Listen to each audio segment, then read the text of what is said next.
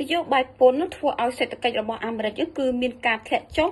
នៅត្រីមាសទី1នឹងដែលខុសពីលោកត្រាំបានសន្យាពីមុនមកសេដ្ឋកិច្ចរបស់អាមេរិកគឺមានការធ្លាក់ចុះប្រមាណ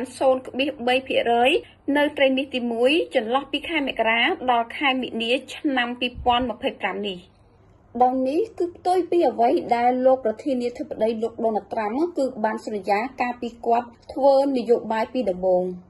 ដែលនេះបណ្ដាលមកពីផលរំខានលើអាជីវកម្មនៃនយោបាយពន្ធគយរបស់លោកបើយោងទៅតាមការចេញផ្សាយព័ត៌មានបឋមរបស់ក្រសួងពាណិជ្ជកម្មគឺបានលើកឡើងថាមានការធ្លាក់ចុះនៅផលិតផលក្នុងស្រុក GDP ជាលើកដំបូងក្នុងរយៈពេល3ឆ្នាំចុងក្រោយនេះគឺចាប់ពីឆ្នាំ2022រហូតដល់ចុងឆ្នាំ2024នេះហើយមុនលោកត្រាំប្រកាសពន្ធគយបដិការនៅដើមខែមេសានេះគឺមានសេចក្តីរាយការណ៍ថាការនាំចូលរបស់សហរដ្ឋអាមេរិកគឺមានការកើនឡើងដោយសារតែអាជីវកម្មបង្កើតការបញ្ជូនទំនិញក្នុងស្តុកដែលមុនពន្ធគយទ្រង់ទ្រាយធំចូលមកដល់ហើយបើយោងទៅតាមភ្នាក់ងារសារព័ត៌មាន Reuters បានលើកឡើងថាសេដ្ឋកិច្ចវិទូគឺបានលើកឡើងថាសេដ្ឋកិច្ចអាមេរិកនឹងអាចកើនឡើងឡើងវិញនៅត្រីមាសទី2ខាងមុខនេះនៅពេលដែលកំណើននៃការនាំចូលគឺមានការធ្លាក់ចុះតែយ៉ាងណាមិញហានិភ័យនៃការធ្លាក់ចុះសេដ្ឋកិច្ចគឺនៅតែមាននៅឡើយទេហើយចំពោះ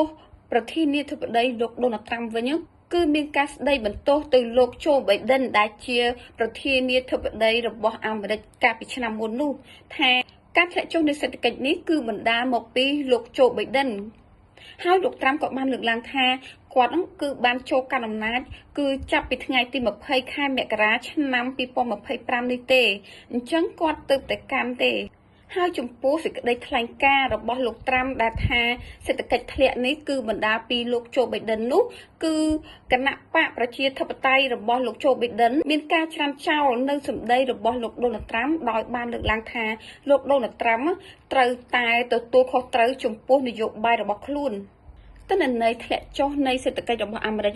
គឺផ្សាយចេញគឺស្របពេលដែលសេដ្ឋកិច្ចពិភពលោកគឺមានការធ្លាក់ចុះដោយសារតែនយោបាយពន្ធគយរបស់លោកត្រាំនោះផងដែរ